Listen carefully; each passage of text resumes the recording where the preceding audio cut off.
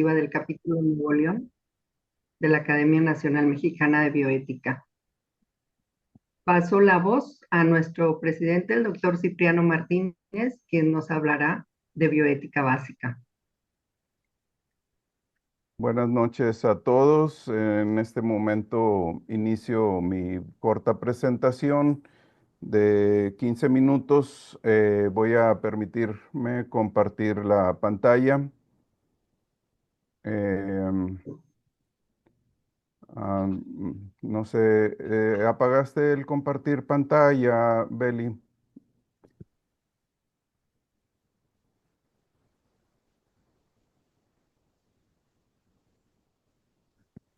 Ya, a ver, inténtalo, doctor, por favor. Sí, cómo no. Ya está.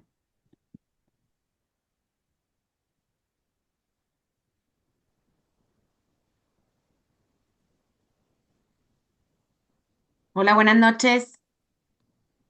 Hola, Brenda, buenas noches. Mucho gusto saludarlos. Gusto en saludarlo, doctor Cipriano. Vamos a Sí, empezar. igualmente, sí, no sé si se aprecia ya mi pantalla.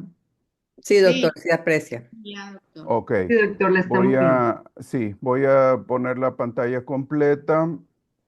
Y bueno, pues arrancamos como les comentaba, tengo breves minutos para presentar este tema que es relativo a la ética realista. Quise como quiera mejor utilizar el nombre de Fundamentos y Corrientes de la Ética porque vamos a revisar brevemente las otras corrientes que existen. Entramos de lleno. Las ciencias especulativas o teóricas como las matemáticas, la física, la química, la biología, se limitan a conocer realidades que no dependen de la voluntad humana.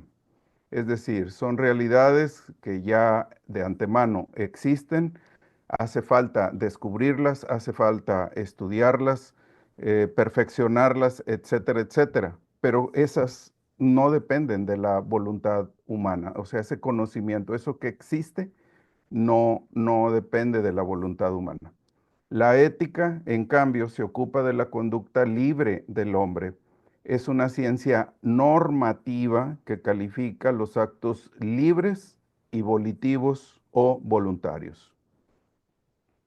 El objeto material de la ética son los actos humanos, por ejemplo, elegir, razonar, amar, mentir, diagnosticar, actuar, organizar, en sí, toda actividad humana en la que intervenga la voluntad. Los actos humanos son los que proceden de los tres atributos que nos distinguen del resto de los seres vivos: la inteligencia, la libertad y la voluntad. La inteligencia nos lleva a la búsqueda de la verdad. Así es precisamente como nació la filosofía.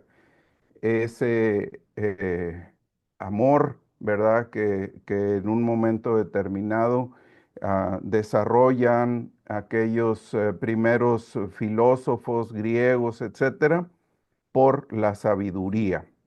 La voluntad, por su parte, nos lleva a hacer el bien.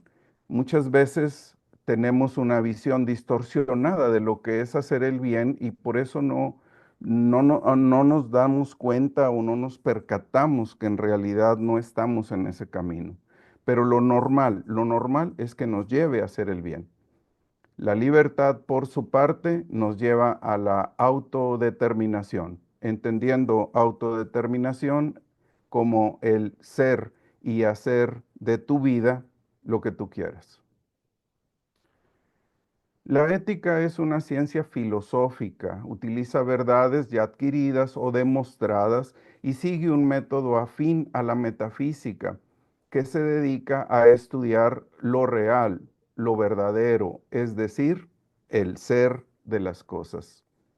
La ética parte del ser para llegar al deber ser, que es ya campo de estudio de la deontología.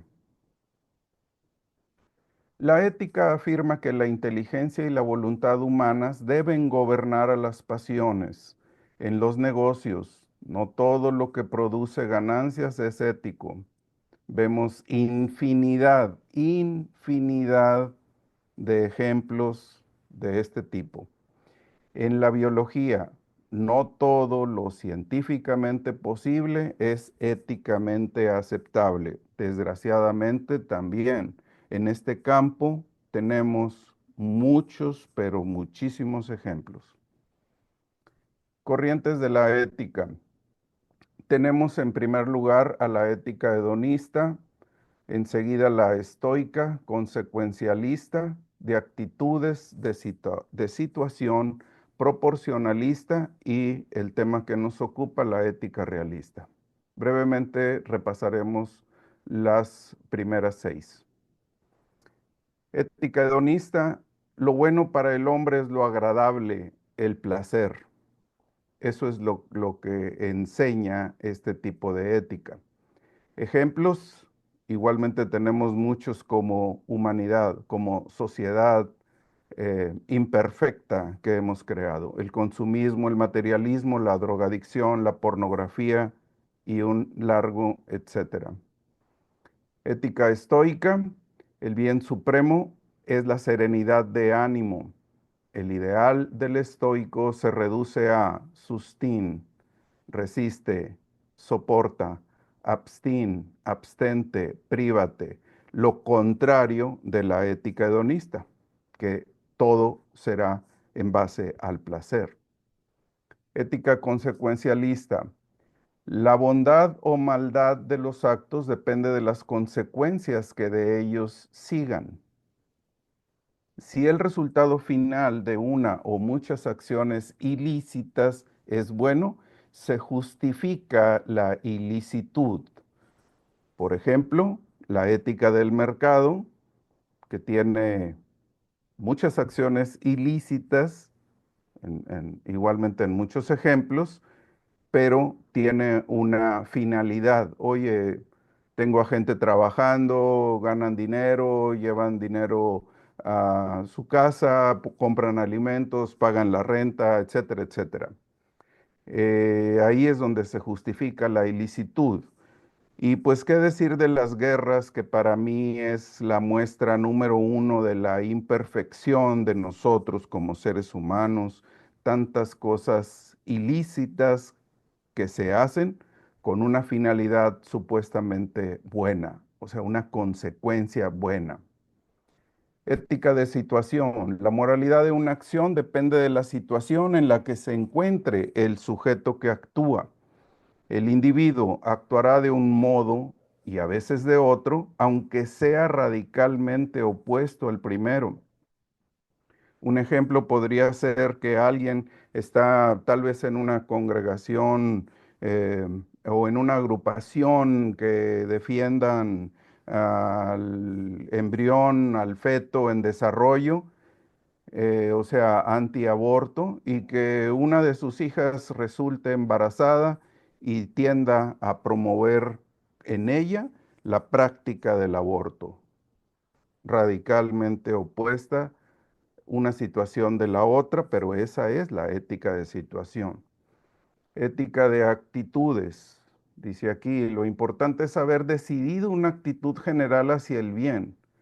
Las obras singulares no tienen especial relevancia y la crítica es, cada acto tiene importancia, validez y sentido de finalidad.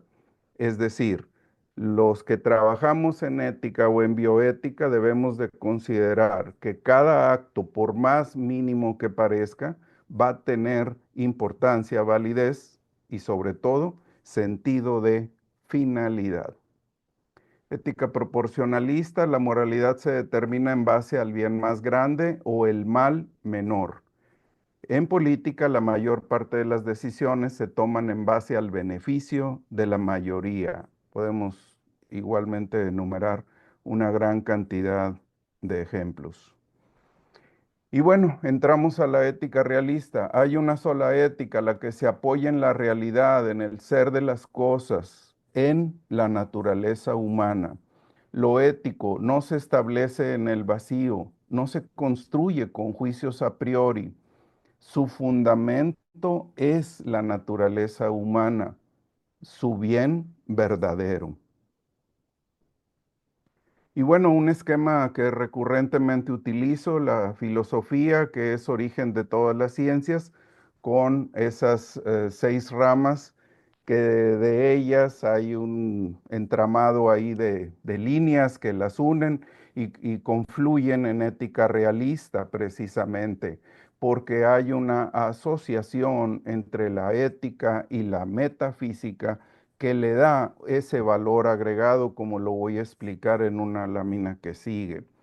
Lógicamente, necesitamos también de la axiología, o sea, el estudio de los valores, y también la epistemología o teoría del conocimiento. Requerimos que ese conocimiento nos dé un soporte para lo que nosotros vamos a argumentar. Entonces, todo esto confluye en ética realista. Igualmente, en la parte de arriba están la lógica y la estética, y dirá uno, bueno, ¿qué tanto tiene que ver la estética? Bueno, pues simplemente apreciar la belleza de las cosas, música, el arte en general y cómo actúa una persona, oye, pues entonces eso es también parte de nuestra humanidad. Y bueno, todo esto al final lo que quiero ejemplificar en la parte baja, en el recuadro naranja y el guindo, es precisamente que la ética realista da origen a la bioética. Y bueno, para ir cerrando, la conjunción, perdón, de la ética con la metafísica permite el darle un valor agregado a la conducta humana, porque permite que el actuar humano esté apegado a la realidad. El ejemplo clásico, al menos desde mi perspectiva, es la aportación metafísica del principio de la no contradicción. Una cosa es lo que es y no otra. Aplicado esto al acto humano y poder hacer una distinción entre el acto humano bueno y el acto humano malo.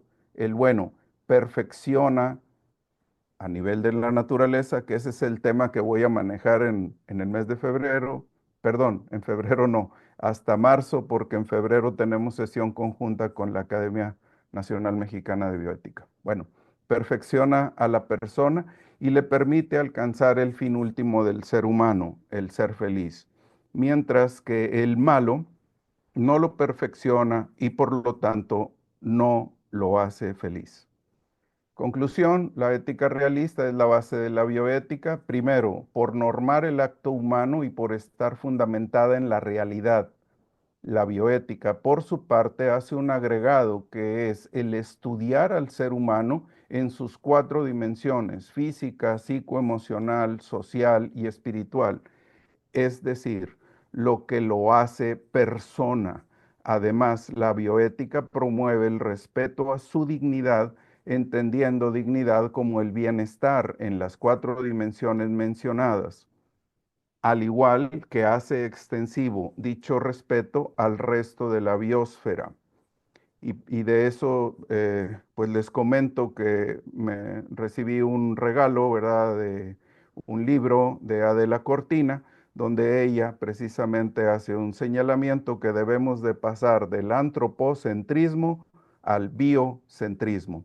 Y bueno, Potter manejó lo relativo a biosfera, recordando, biosfera tiene un componente biótico y uno abiótico en sí, es respetar nuestro hermoso planeta Tierra, del cual formamos parte. Gracias por su atención y siempre mi frase de finalización, te amo, ser humano.